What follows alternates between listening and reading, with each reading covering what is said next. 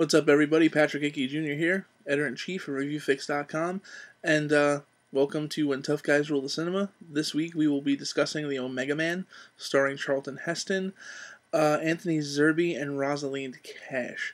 For those who have never seen this movie before, it's easily one of the coolest of the campiest sci-fi action thrillers of the 70s.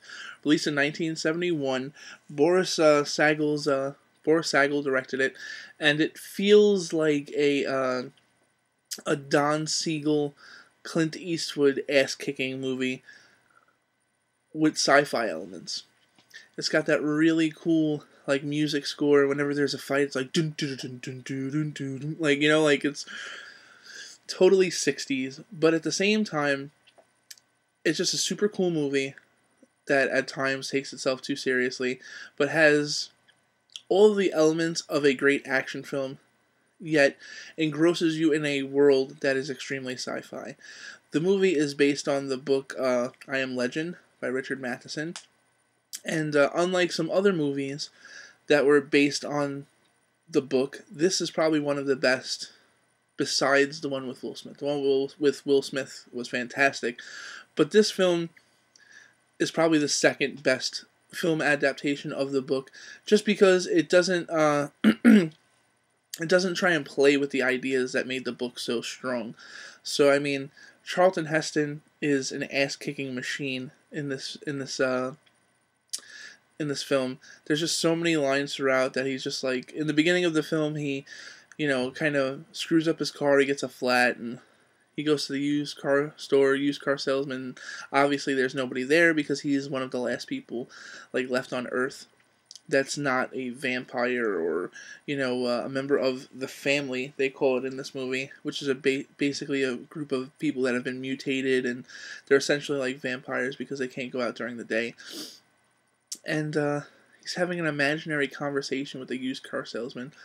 And before he gets in his new car, he's like, "Thanks, you cheating bastard." And it's kind of like, he still has that Moses thing going on, because I mean, he's synonymous with being Moses.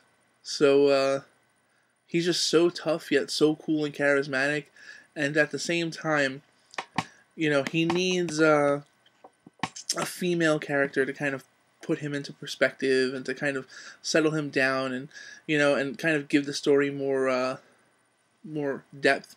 And Rosalind Cash, aside from being absolutely gorgeous, is just super cool. She's no jive turkey, we'll just put it that way. She totally captures his heart, and they have this really cute thing going, considering that the world is almost over.